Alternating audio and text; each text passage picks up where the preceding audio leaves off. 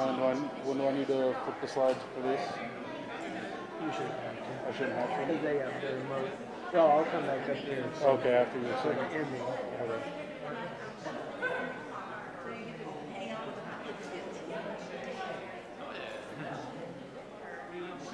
So does this mic up here work? That's why I said be careful what you say. Oh, no, I didn't know if this one worked at all. Yeah, it goes on the screen Oh, to does it? provide some room sound, so it's not Okay. so canned. Oh, I didn't know if it'll go over the... Oh, no, no. Okay. We hear it in our ears. Oh, It's okay. not in the PA. Oh, okay. But online, I guarantee you, Yeah, my name is Ben Morgan. yeah. B-E-N Morgan.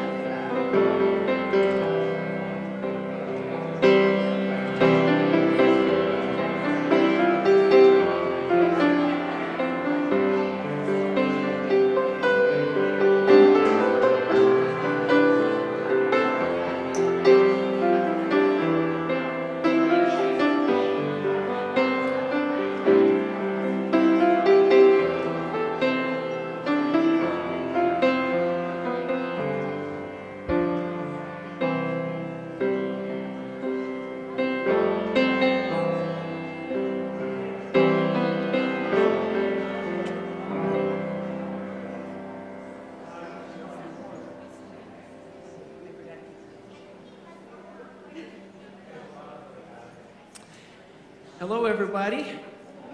Glad you joined us today for this memorial of our friend Barry. And a fitting way to open up is just with a couple of songs of worship. If you would stand with us today, let's sing these songs together as he would want us to, joyfully and with a lot of spirit. And so let's join together.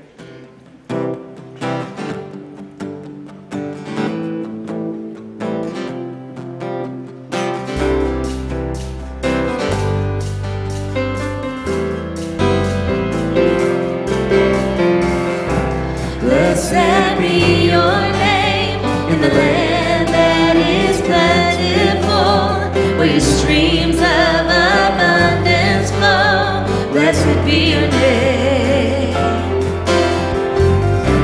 Blessed be your name when I'm found in the desert place.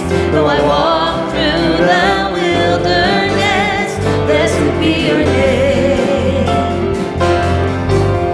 Every blessing you pour out, I'll turn back to praise. When the darkness closes in, Lord, still I will stay. Blessed be the name of the Lord. Blessed be your name. Blessed be the name of the Lord. Blessed be your glorious name.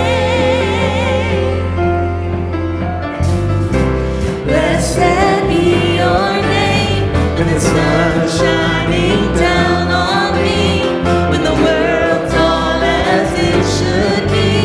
Blessed be your name. Blessed be your name on the road marked with suffering, though there's pain in the offering. Blessed be your name. Every blessing you pour out, I'll turn back to praise. When the darkness closes in, Lord, still I will stay. Blessed be the name of the Lord. Blessed be your name. Blessed be the name of the Lord. Blessed be your glorious name. You give and take away. You give and take away. My heart will choose to stay. Lord, blessed be your name. You give and take away. You give and take away. My heart will choose to stay. Lord, blessed be your name. Blessed be the name of the Lord. Blessed be your name. Blessed be the name of the Lord. Blessed be your glorious name. Blessed be the name of the Lord. Blessed be your name. Blessed be the name of the Lord. Blessed be your glorious name.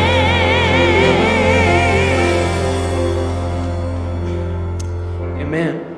You can sit down for a minute if you'd like, and that's a song that I picked. Really, Barry always liked that one, but a couple weeks ago when he said he was anxious to get back up here and play drums, I don't know why he said this, but he said, and when I get back up there, we're singing Blessed Be Your Name. So I don't know exactly why that one was the one that popped in his head. Maybe that's one that he's played ever since he played drums at church, because it would have been popular around that time when he started playing. But today I thought in honor of him, why not choose that one, since he was looking forward to playing it. And this other song that we're going to sing is one that is newer, but it meant a lot to Barry. It kind of goes along with his story that we need God's grace over and over and over again. And that's true for all of us.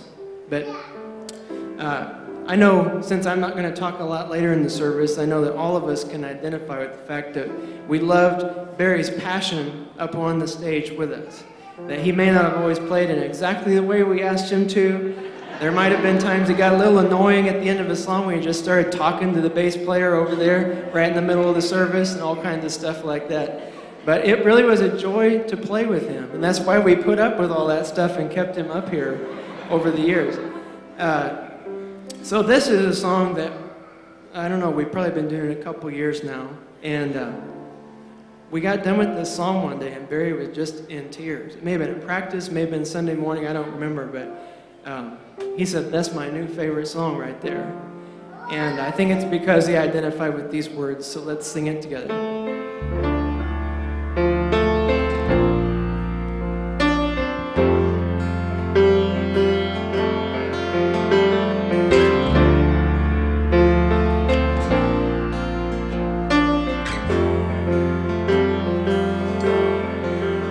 Wake me up from my slumber, oh God.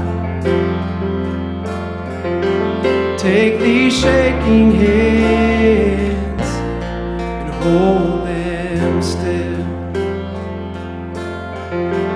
Wake me up from my slumber, oh God. Lift my eyes to yours, where my help comes from. Over and over again, your love and your mercy begin. No matter how far, you find me where I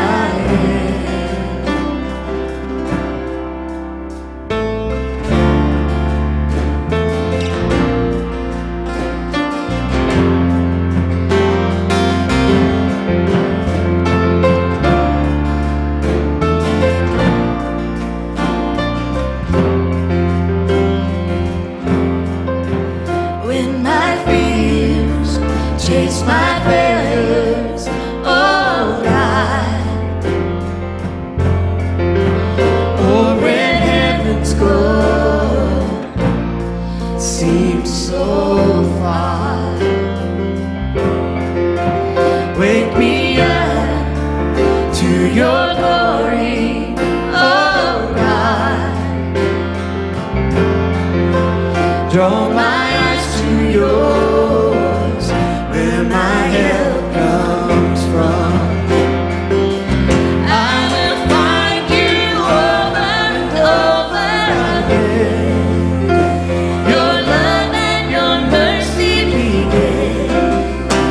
No matter how far, you find me where I am. Over and over again, your love and your mercy begin. No matter how far, you find me where I am.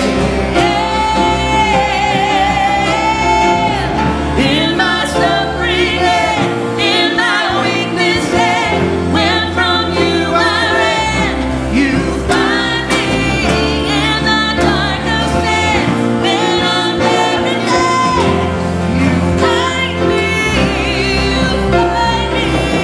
in my suffering and in my weakness, and when from you I ran, you find me in the darkness, and when I'm there in love, you find me,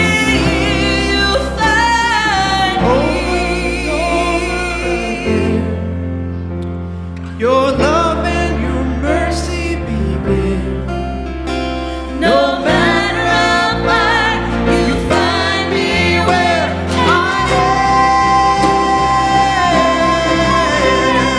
Over and over again, you are faithful to the end. No matter how far, you find me where I am.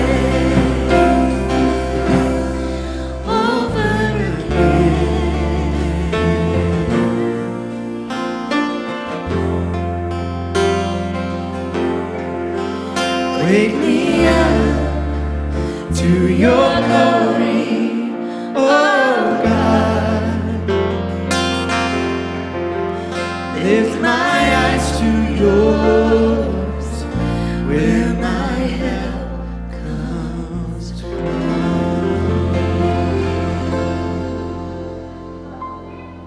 Amen.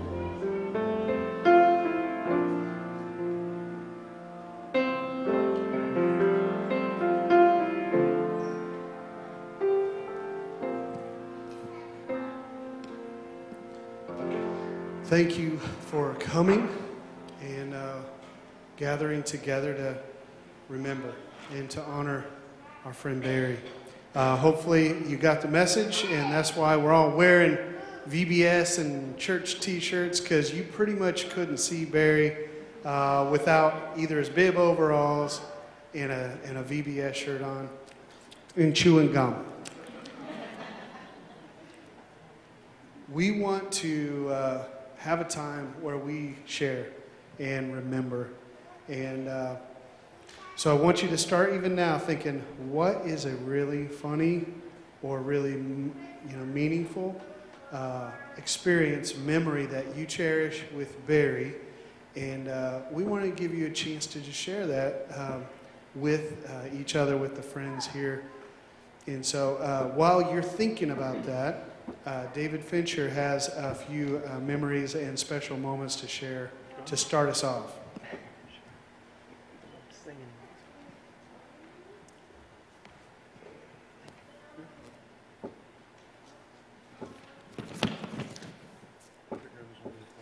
For those of you that don't know or don't remember, I was one of the music ministers here when Barry started attending, and it was in 2003. So we're going to take a trip 15 years back to some emails that Barry wrote me.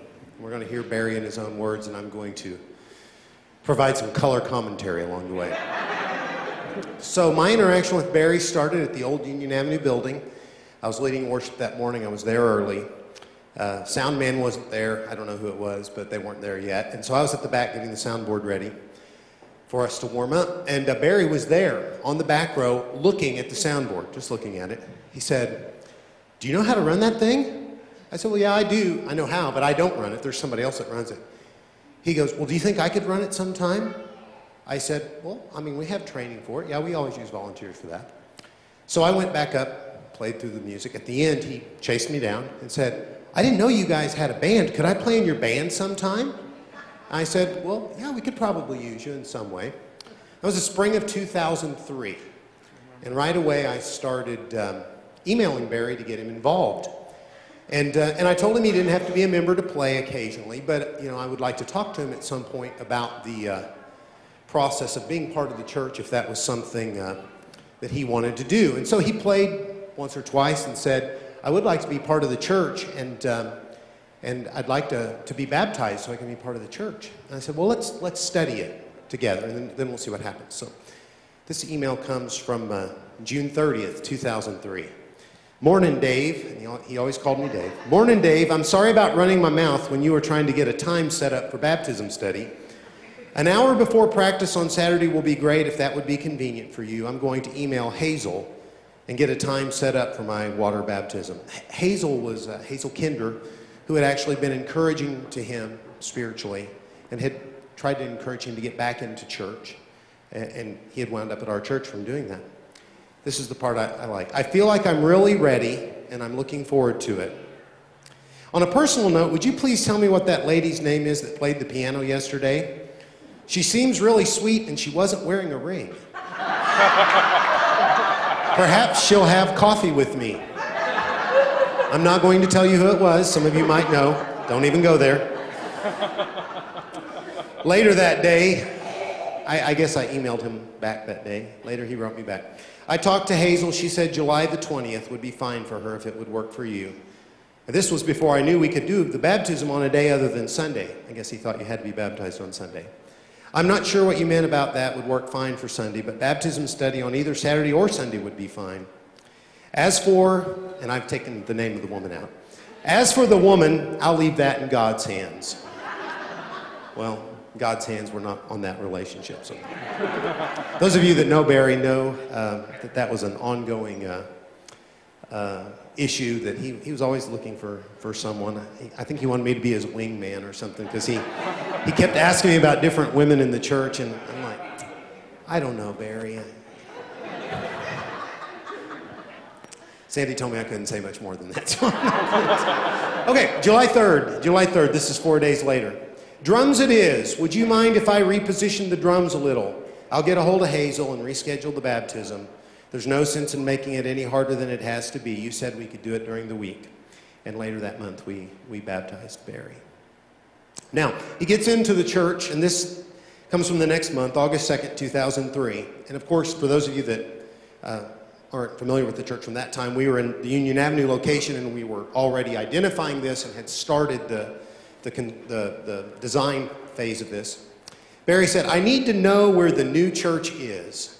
I hope it's not too late to build a drum cage. Anybody remember the drum cage that looked like a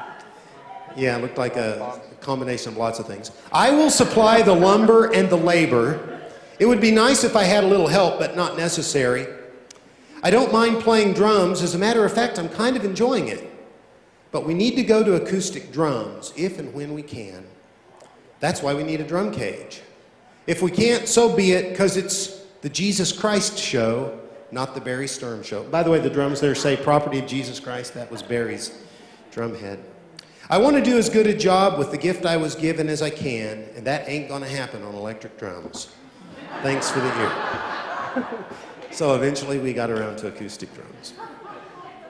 The next day, he writes me again. Well, Dave, as you know by now, I'm somewhat impetuous and consummately passionate about music.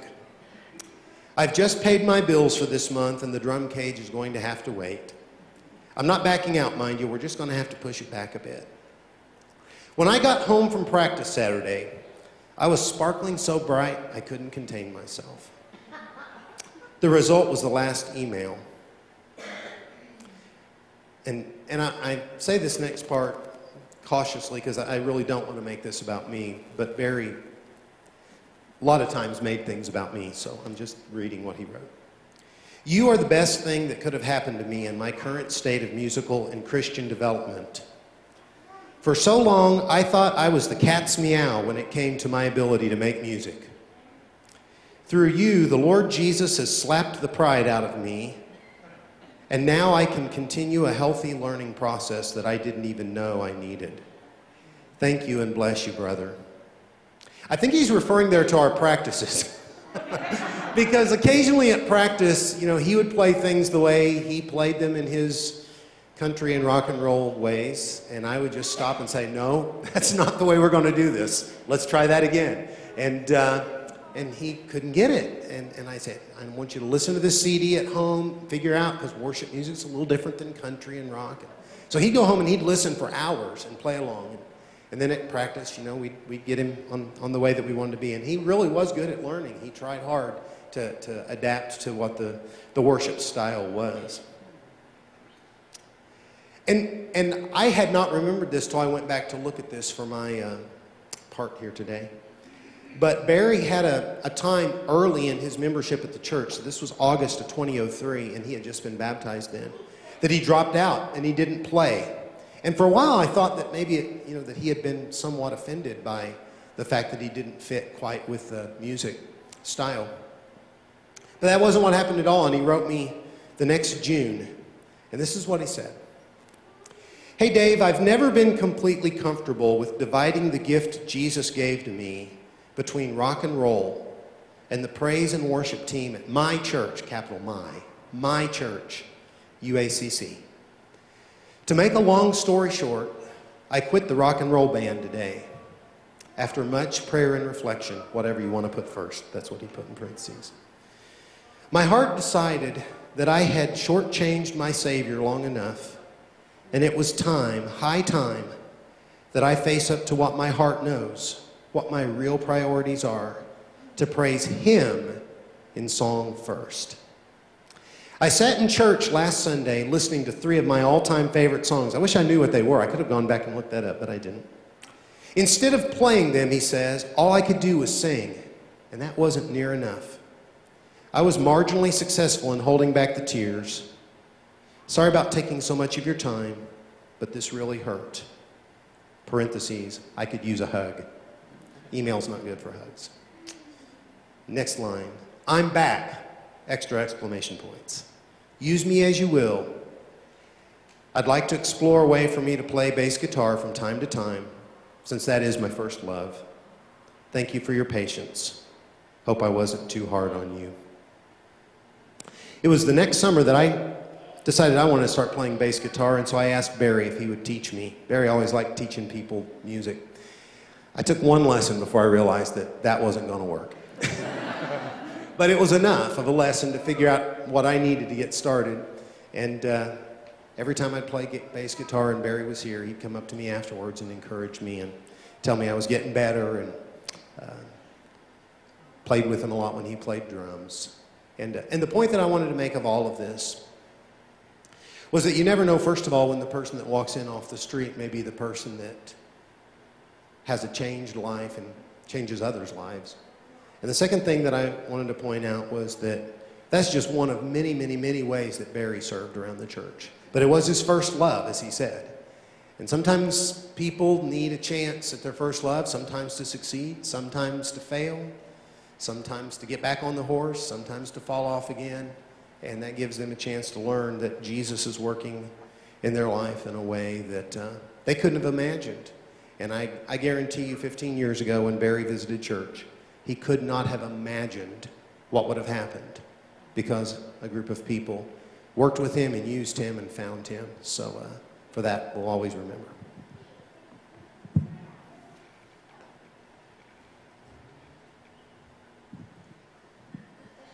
All right. So you've been thinking about your story, right? Who's going to be first to share a Barry story? Andy?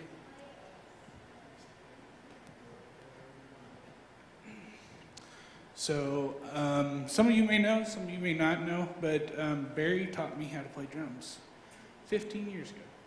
I was thinking about that. I was in middle school. I was in 8th grade, and it was youth band needed a drummer, and I wanted to learn. And so having some musical knowledge, I talked to him about that, and we got going. And he would always come up after church and say, "Good job. Let's tweak this just a little bit." Just a little bit. We'd do all sorts of stuff together. I'd go over to his house and we'd listen to his big, awesome stereo system that took up, I'd safe to say, probably his whole living room. And he even knocked down a wall because he needed more space in his living room for his drum set.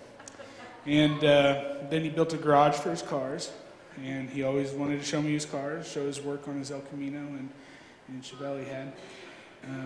We went down one time to Hazel Kinder's Lighthouse Theater, and she's not able to be with us today, but she is, I think, watching the stream that we have. But they were just building it, and he got us down there, and he's like, "Okay, I want you," and my twin brother Ben was with us, and he wanted Ben to come over, and so we helped do wiring at the Hazel Kinder Lighthouse Theater. And they had a sky lift, and Ben went up in the sky lift, and I tried it once, and I was like, "Take me down, take me down." But he got us involved in all sorts of stuff. But that's how I met the Kinders and got to know the story about them real well, and had a lot of fun with Barry, and definitely miss him. Ron?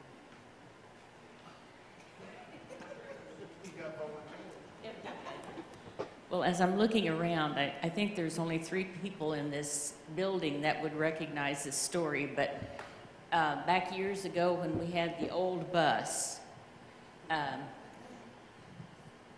we went to Kansas City, the XYZers did, 55 and older, and the bus was full, and I think there was another vehicle along with us. But anyway, Barry was our bus driver. Now, this was the middle of summer, and it was the hottest day of the summer. Not realizing that the air conditioner was broken on the bus. We all got on the bus and went to Kansas City. By the time we got there, we were plenty hot. But we went to this boat that had sunk years ago. I can't even remember the name of it. But anyway, when we finished with that and then the farmer's market, we started home during the hottest part of the day. And there again, we said something to Barry about, we were back there just about to die, and it's a wonder we're all three here, really, the ones that went on it, because I remember we hollered up to Barry, can we have some air back here? Can we put down the window? Can we do this? Nope, he says, we're doing just fine. And I think he was up there just chomping on his gum and moving to the beat of his songs up there. But anyway, several of us encouraged him. And all of a sudden, I think he was looking at this one person about halfway back on the bus who had on a coat. So he thought that we were good, But anyway, finally he turned around and he looked at us, and we all had just beet red faces. But he still told us to keep the windows up. Keep those windows up. That's really, he didn't realize we were as hot as we were, but we were dying. Linda, well, I'll get back to you.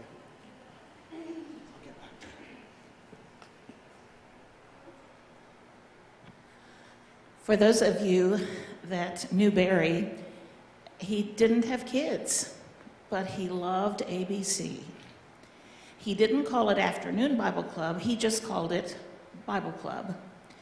And he said, I can drive and pick up kids. He said, when do you want me? And I said, well, we have this day, and this day. He said, I'll do all three.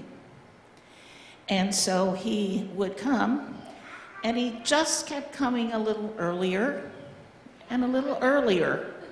So that's when I started coming earlier to get the things I needed to get done, because Barry wanted to visit. And those of us that are old and by ourselves, we know we like to chat.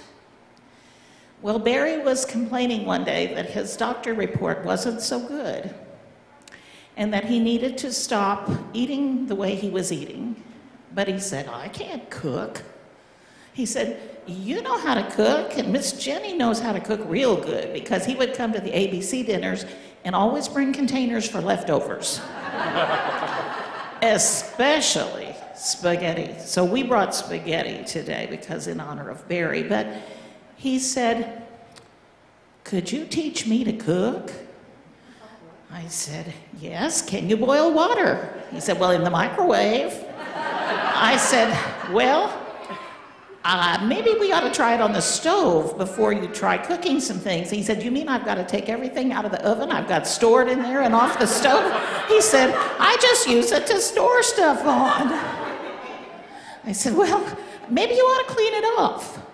He said, I said to him, what do you have in your pantry? Do you have the basics in your pantry? He said, what are the basics? I said, well, salt and pepper's a good place to start. He said, well, I do, but I eat mostly frozen dinners, so I don't need that stuff. And I said, well, Barry, I think you need to shop a little bit before you can learn how to cook, because you need a few basic things so that you can cook. And he said, well, take me shopping. Now, if you can imagine, Barry and I going to Walmart to set up a kitchen with the basic cooking supplies. He would be wandering off over there, and I'd be saying, Barry, back here. He said, well, I want to know what that is. So I'd explain to him what that is, and I'd say, but we need things that you're going to use to cook with. And he said, well, the only aisle I ever shop is the frozen food aisle, because that's where I get my frozen dinners. I like those Hungry Man. I said, well, they're probably not the most nutritious thing. So we made it through Walmart. Oh, dear. So I tried to teach him just a few basic things about cooking. And my phone would ring at home many mornings. Well, how do you cook this? How do you cook that? And I would tell him, and then he'd come in the afternoon. He said, well, it didn't turn out bad.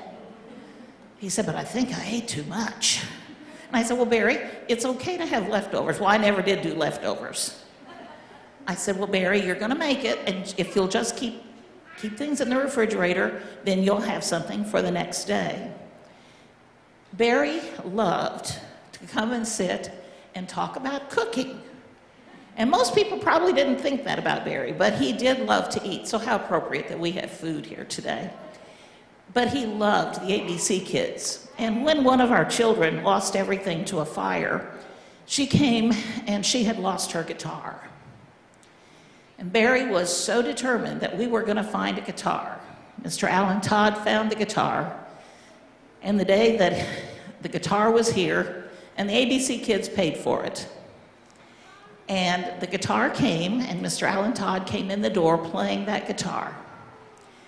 And it was just a week ago, this past Saturday, that I saw that little girl at her mom's shop, and she's still playing that guitar. But Barry was so determined, she just must replace the guitar that got lost in the fire.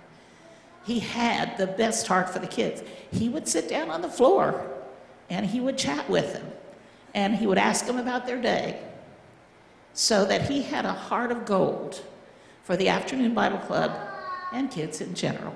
Thanks. I remember him always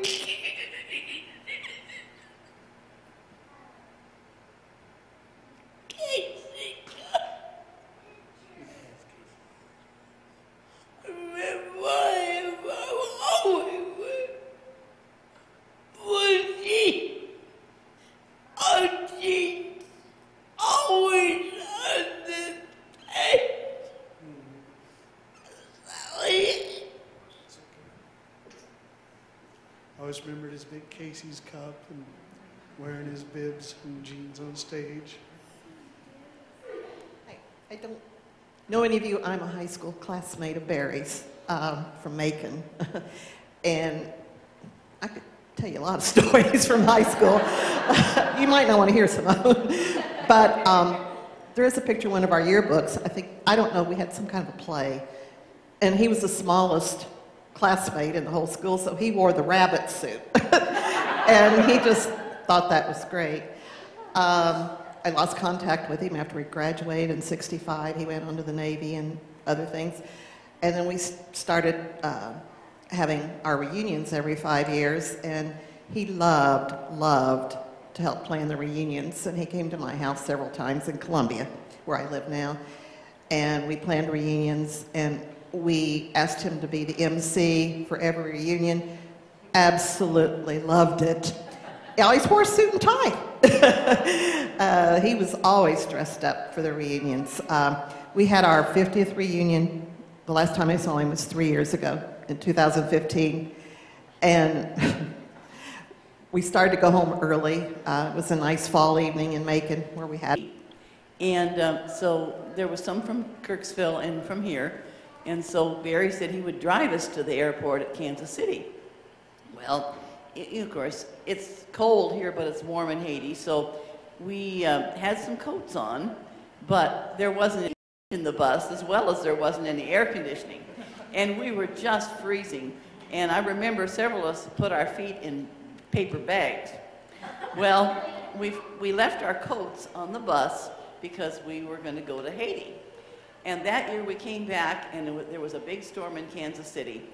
And we got all the way to Kansas City on the airplane, and Barry was supposed to pick us up, and they couldn't land because it was icing.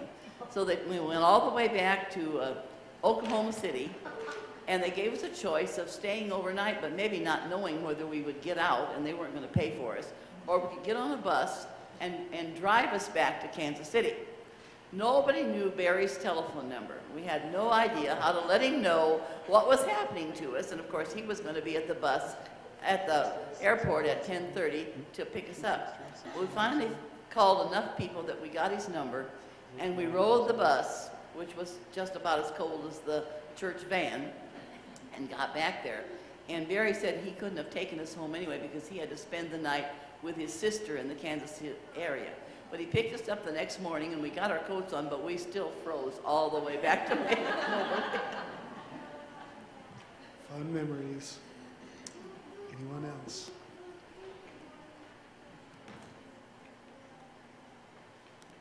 This is a pretty serious thing. My grandson, when Barry died, my husband said to me, maybe we should call Jonathan Dunham and tell him about it. And I said, well, why would we call Jonathan? And Lloyd said, well, maybe he encouraged Jonathan. Well, I let a day or two go by, and I called Rhonda, and I said, Rhonda, you think we should text Jonathan and tell him about Barry? And she said, I already did. He was a great encourager to Jonathan when he was just a sophomore in high school learning to play. He's now a music minister at a large congregation.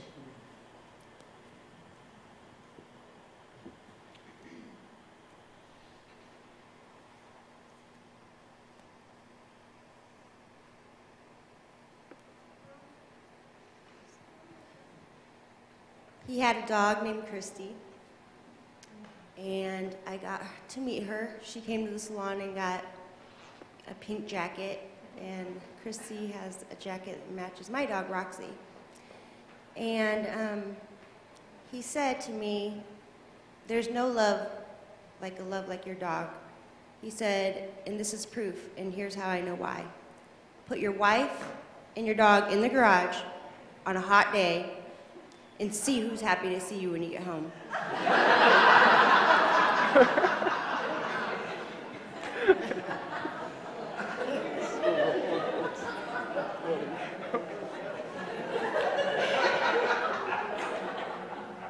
Well, Barry and I have been friends for 53 years.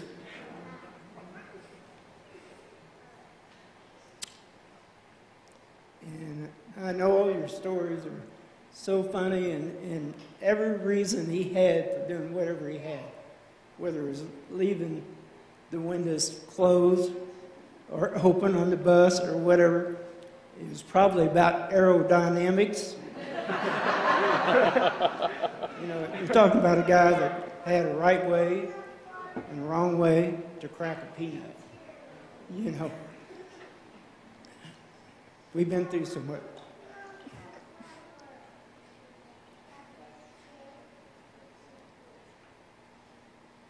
We've been through so much together. Loss of other friends, loss of his mom and dad, loss of his sister who he loved with all his heart, Brenda, and hard times that he had been through health-wise, my health. When I got cancer, he was there for me. He just showed up and said, what can I do? I said, whatever you want to. So I mowed my grass for 2 years and was there for me all the way. And we don't want to forget Barry's service time. He was in the Navy 4 years like his father, who retired from service. He loved being on that aircraft carrier because he was so into fast things, you know, fast cars, fast planes, fast anything. And I just want to say he's a very good friend. I miss him. Thank you.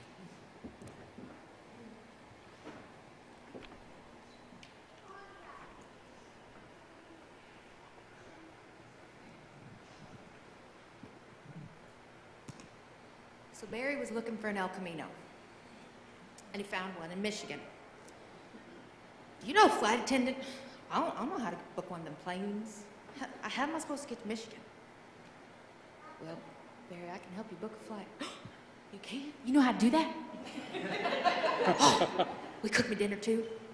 We cook me dinner and book a flight. Make a whole night of it. So we did, and I feel responsible for getting him to Michigan and getting his El Camino.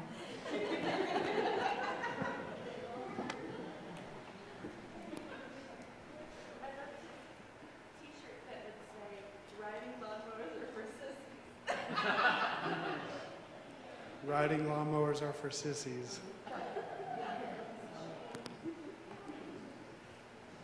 Well, I have a lot of different, and a lot of you guys have already said things about him, but his bib overalls and those ridiculous t-shirts are so funny.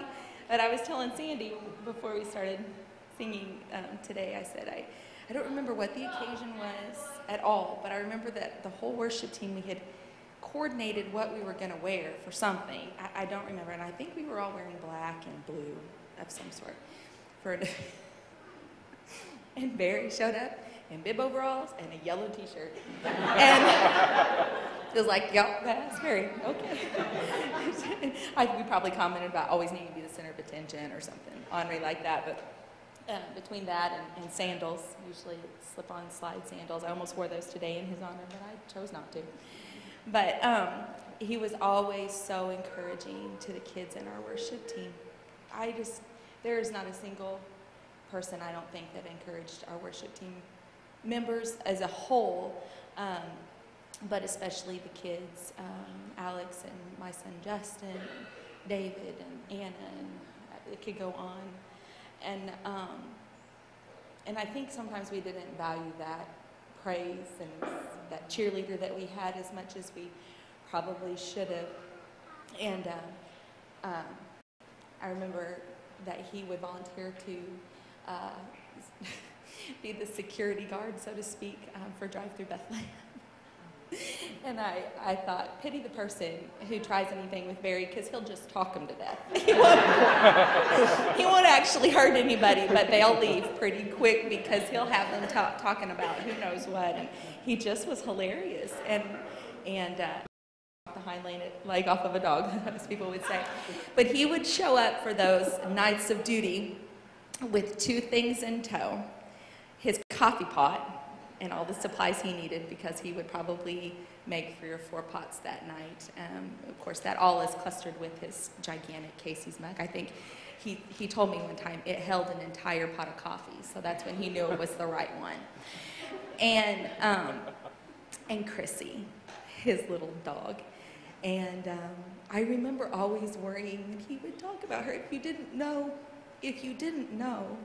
that she was his dog, you would think that she was his girl, which she was his best girl.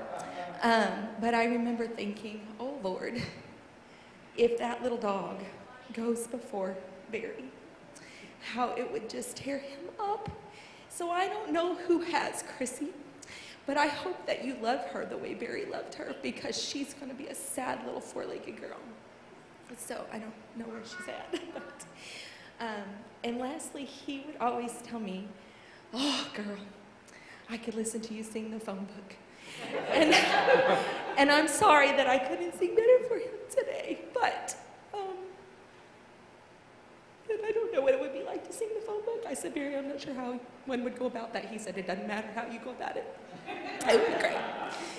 But the last time I really talked with him, I sang with the group, and it was kind of a on-fire song a few weeks back, and he came up, oh, that was amazing. That was just amazing. I could listen to you sing the phone book. And I said, well, Barry, I said, it was fun to sing that song, but man, I just love the message of that song. It was, remember, what was the name of that, Brian? God on the Mountain? Yeah, it's still God in the Valley. And we were talking about it, and he goes, honestly, hon, I can't even tell you what the song was about. I was just listening to you sing. And I said, well, Barry, that kind of misses the point. The point, he's like, oh, I'll listen better next time. He said, well, I'm guaranteeing you he's listening to a lot better than me right now. So I hope he's enjoying the music. Thank you, Carly. That's another thing I was thinking of. I wish we had written down all of those crazy metaphors that he would use. Anybody got some of those metaphors that, you know, that he would use? Yeah? Coming at you like a herd of turtles. Coming at you like a herd of turtles. Mine is really short, but Carly prompted or made me remember this when you talked about Drive-Thru Bethlehem and he would spend the night. So I'm the custodian here at the church, and I was staying late, of course, to tidy things up. And Barry was following me and keeping me company, as he does very well, but I'm good at that too, so it's okay. So, but he was telling me something, and I'm like, okay. Well, I went into the men's bathroom. It was only him and I and like the last security person here. And so I'm like, okay, and I was kind of like, okay, and I gotta go check the bathrooms now. So I go in the men's restroom knowing no one else is here. He follows me right on into the men's restroom and keeps right on talking. And I can't remember who security was that night, but there must have been two other people because they're like, who's in the bathroom? Because they saw me go there, who's in there with her? And so it's like, I think Barry followed her in there. And so it was fine. It was just grabbing the trash and checking the paper towels. But he did just have such a heart for people. And he was, I don't know him near as well as a lot of you all, but I know he did a lot for our church and a lot for our kids. So we will definitely miss him.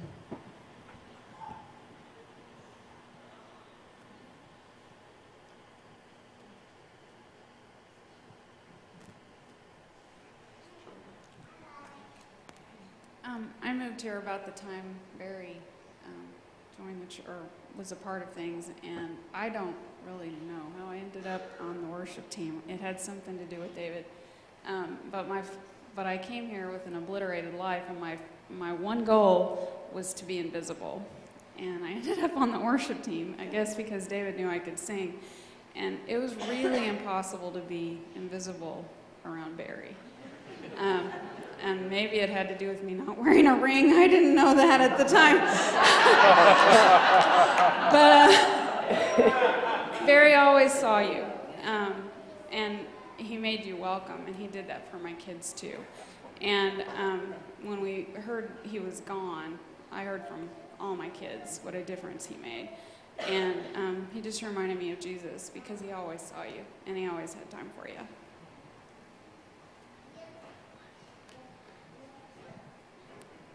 Anyone else?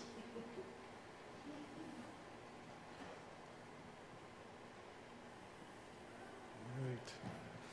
If you think of any of those, maybe while we're having the potluck, we can continue these stories. I feel like I really don't even need to say anything because you have echoed everything I wrote down already.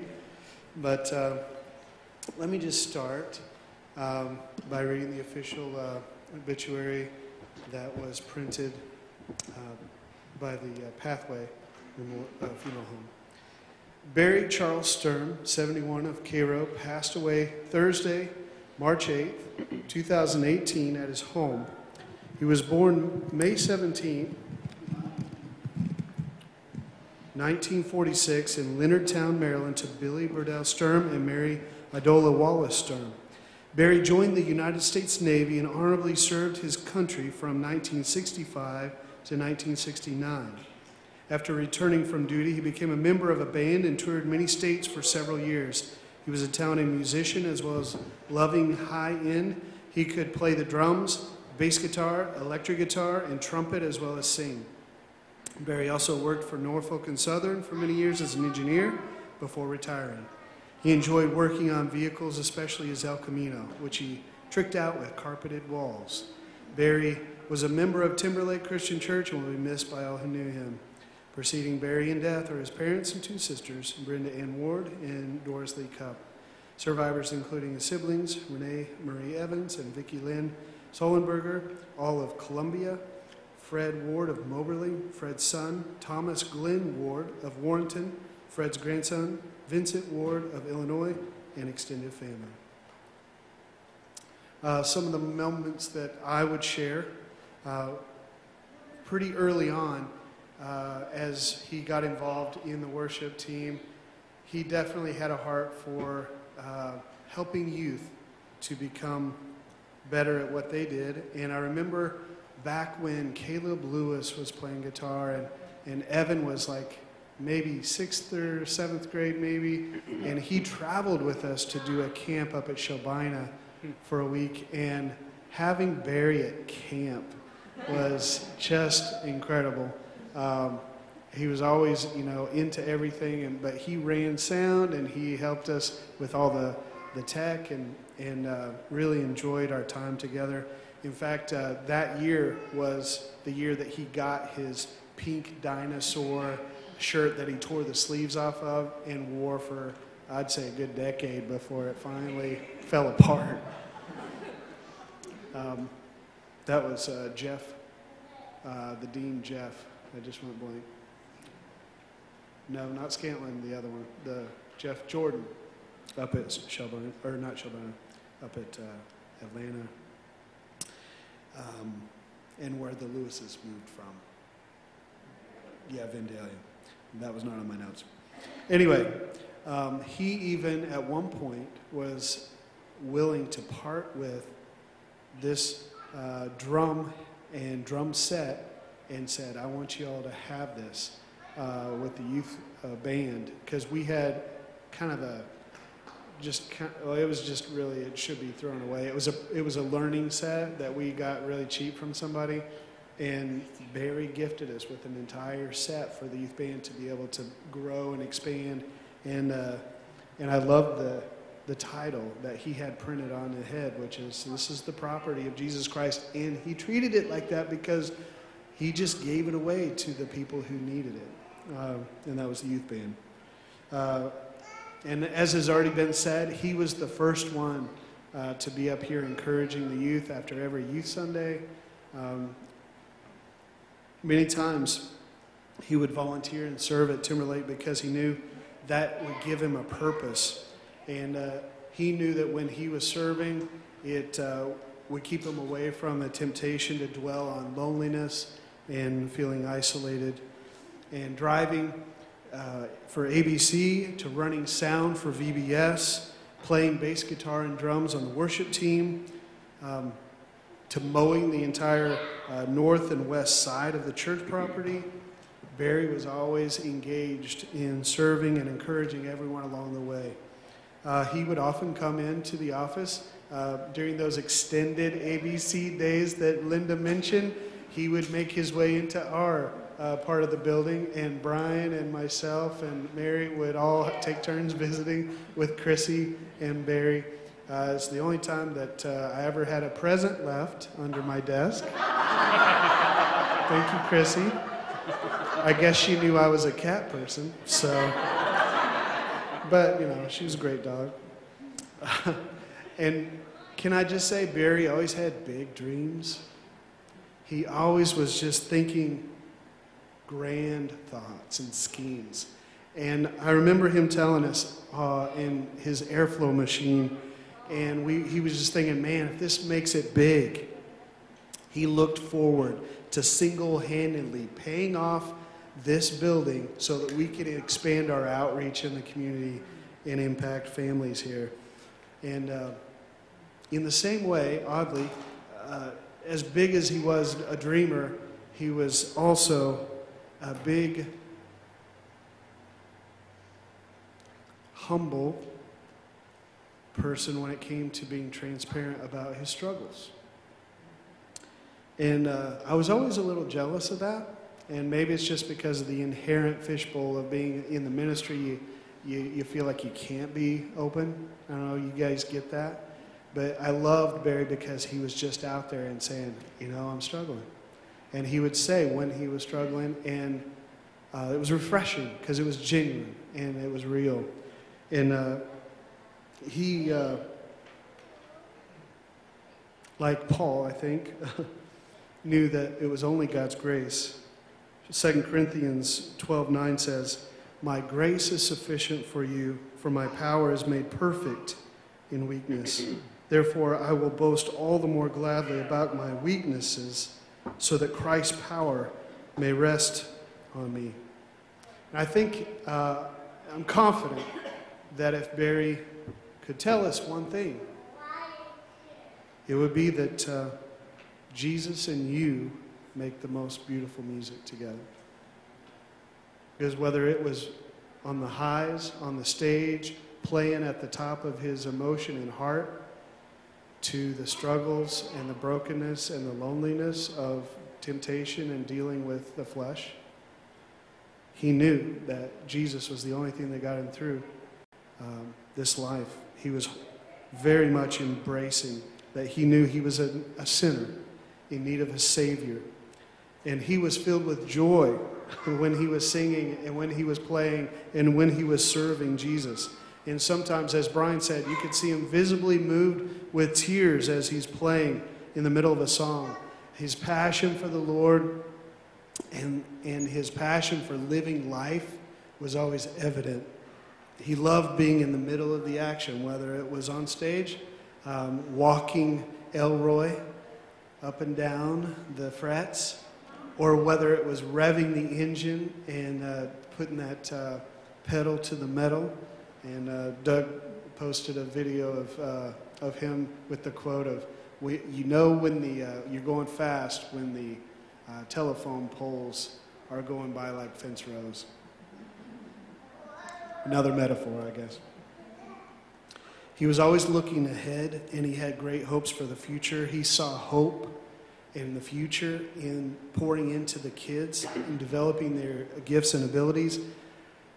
There are so many students and former students who has heard Barry and his encouraging words after every youth Sunday, whether they were playing or singing or doing a communion meditation or preaching. He would be the first one to rush the stage, give him a high five, and tell him how awesome that was, and to keep it up and to keep serving the Lord. He is just such a good encourager.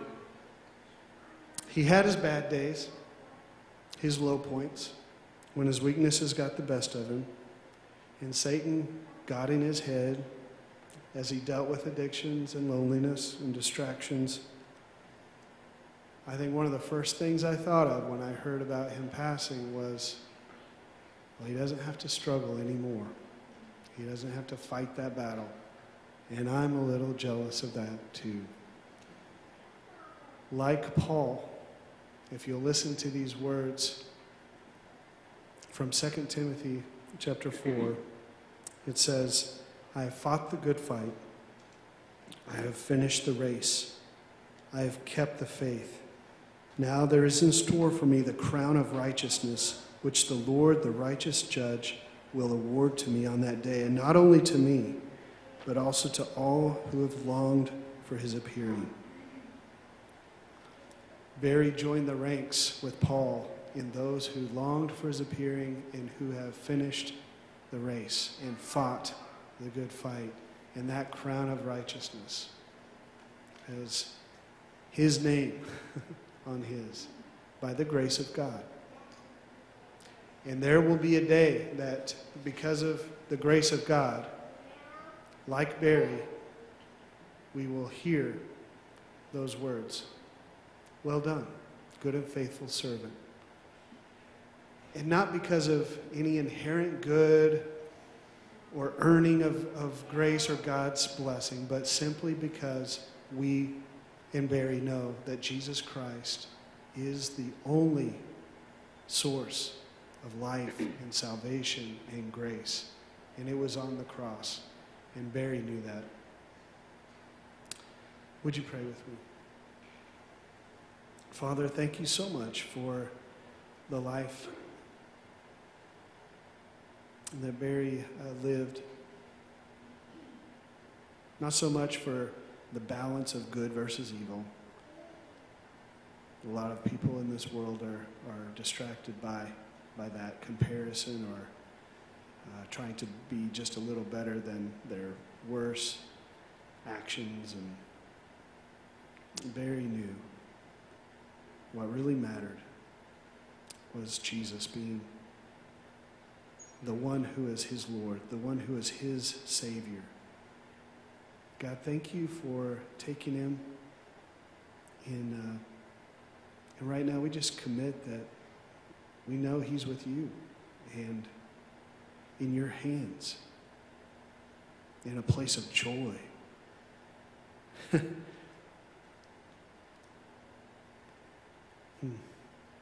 Just imagine. God, help us to not stop imagining us with him someday. Thank you. In Jesus' name, amen. We invite you all to stay and share a meal together. If you have brought something, or even if you haven't, let's just make this a time where we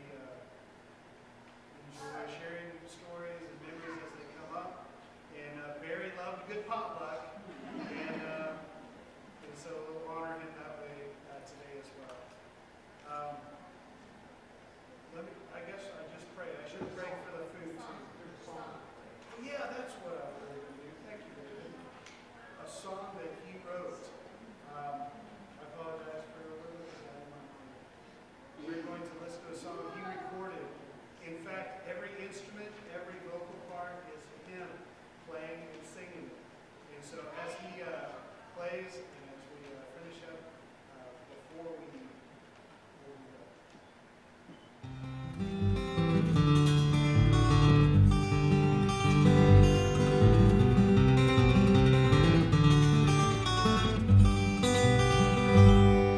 We're looking for a place where we can pray.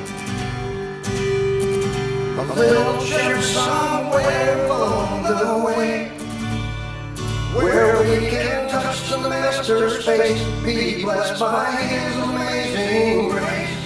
We're looking for a place where we can pray. We're trying to way. Please, Lord, reach down and take our hand. Give us living water, Lord, and only you can, 'cause we're thirsty in this land. And we're looking for a place where we can pray. A little church somewhere along the way, where we can touch the Master's face, be blessed by His amazing grace. And we're looking for a place where we can pray. Yeah, we're started in the famine, not a morsel is in sight. Lord, look down and help us, 'cause we're losing in this fight. We know that you can do it, 'cause the best in us is you. Yeah, you will always know just what to do. We finally found that place for us to pray, and we keep it with us each and every day. It was right there from the start, 'cause the church is in our heart. Now there'll always be a place for us to pray. Yeah, it was right there from the start, 'cause the church is in our heart. Now there'll always be a place for us to pray.